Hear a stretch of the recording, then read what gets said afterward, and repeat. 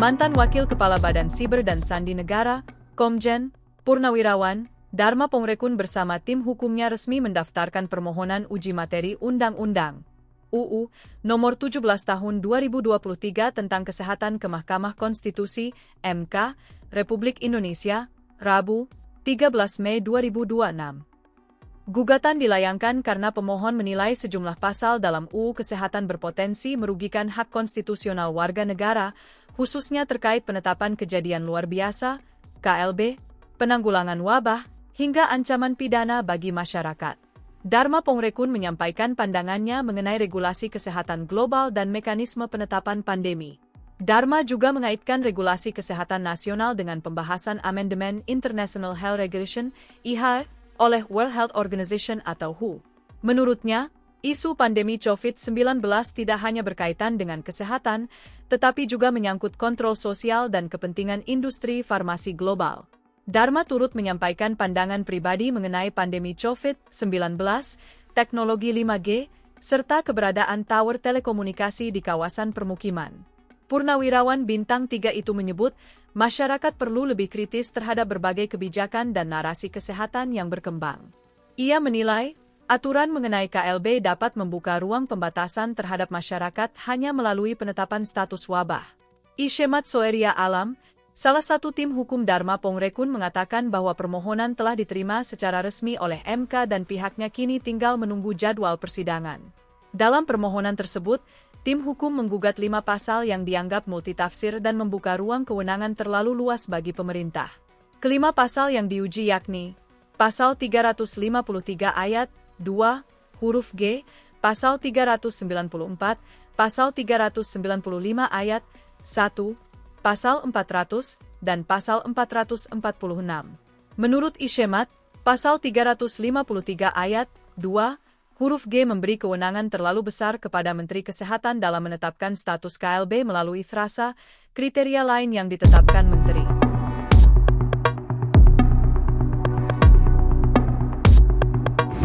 Iya, Pak. Ya, selamat siang rekan-rekan media yang saya hormati dan saya banggakan. Pada hari ini, saya dengan tim kuasa hukum mendaftar untuk memohon uji materi terhadap Undang-Undang Nomor 17 Tahun 2023 tentang kesehatan, yang mana kami menilai perlu dilakukannya uji materi terhadap beberapa pasal yang kami anggap penting untuk kita cermati bersama, di mana di dalam pasal-pasal tersebut ada hal yang mengusik keberadaan kita sebagai manusia, di mana pasal-pasal tersebut di mata atau dalam penilaian kami itu mengandung unsur kejahatan kemanusiaan,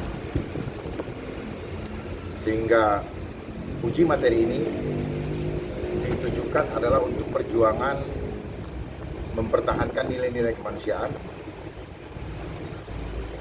dan kepentingannya adalah untuk kita semua, bukan cuma untuk saya, bukan cuma untuk tim kami, tapi untuk seluruh rakyat Indonesia, baik ibu, bapak, petani, pekerja, nelayan, masyarakat dari kota sampai ke pedalaman.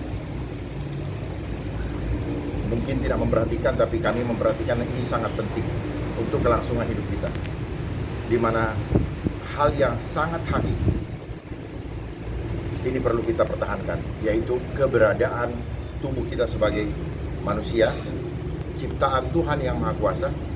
Itu adalah bait Allah bagi kita yang beriman dan bagi yang percaya kepada kemahakuasaan Sang Pencipta.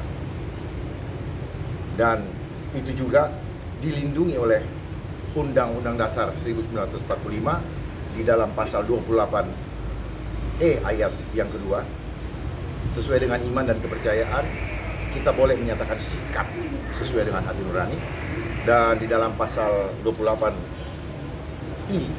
ayatnya yang pertama, keyakinan itu tidak boleh dikurangin sedikit pun. Artinya Ini merupakan hak mutlak kita. Jadi dalam Undang-Undang Dasar 45 Pasal 28, hak asasi tersebut sudah diatur. Itulah yang kami perjuangkan pada siang hari ini, dan alhamdulillah, puji Tuhan, pendaftaran sudah diterima. Nanti akan dijelaskan oleh tim kuasa hukum kami. Sekali lagi, perjuangan ini adalah perjuangan kemanusiaan. Kami tidak ingin undang-undang ini dipakai sebagai mens rea untuk melakukan kejahatan terhadap manusia yang seolah-olah mengambil otoritas Tuhan dari dalam kehidupan kita. Di dalam undang-undang ini juga mengandung tidak adanya diagnosa sebagaimana biasanya ketika ada yang sakit. Tetapi lewat undang-undang ini kita tidak boleh bertanya. Kita tidak boleh mempertanyakan apa penyebab dan seterusnya. Walaupun secara ilmiah, mereka hanya akan menggunakan ilmu epidemiologi yang menggunakan data dan dari statistik, cukup dengan pernyataan, dan mereka akan menjadikan data tersebut, terutama pasien yang ada di rumah sakit, ketika korbannya dianggap pasiennya melonjak 2 kali lipat daripada periode sebelumnya, maka mereka akan mengumumkan kejadian luar biasa dan ditindaklanjuti dengan keharusan-keharusan yang betul-betul menurut pandangan kami melanggar hak asasi manusia, di mana tubuh adalah hak mutlak kita, dan itu adalah pilihan kita. Saya rasa dari saya cukup sekian.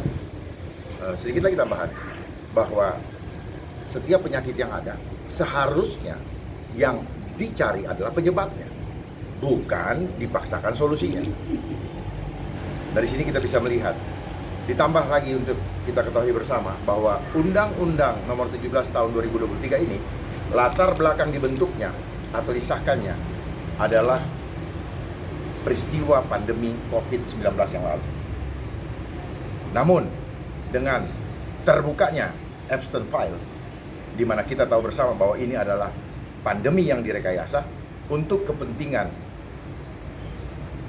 global di dalam mengontrol manusia, maka sebenarnya undang-undang ini wajib untuk ditinjau kembali, bukan saja di MK, tetapi patut ditinjau oleh para pemangku kekuasaan untuk melindungi rakyatnya. Kalau masih punya hati untuk rakyatnya. Kalau tidak, rakyat harus tahu resiko yang akan dihadapi. Oleh sebab itu saya memohon kepada semua yang mendengarkan dan yang hadir di sini, termasuk media, tolong jangan membantu mereka mengamplifikasi berita-berita yang justru menciptakan fear engineering, ketakutan-ketakutan. Karena ini adalah cara mereka untuk merontokkan imun-imun di dalam tubuh manusia. Jadi pengalaman yang lalu menunjukkan bahwa COVID-19 sendiri adalah rekayasa dan hanya ada di laboratorium, bukan di dalam kehidupan kita. Percayalah kepada Tuhan bahwa tubuh kita itu sudah punya kekuatan yang luar biasa, yang tidak perlu diragukan lagi. Disitulah letaknya iman. Itu yang kami perjuangkan di siang hari ini. Mohon doa restu daripada seluruh rakyat Indonesia, karena yang kami perjuangkan bukan untuk kepentingan kami, tapi kepentingan kehidupan selanjutnya dari kita, termasuk anak cucu kita.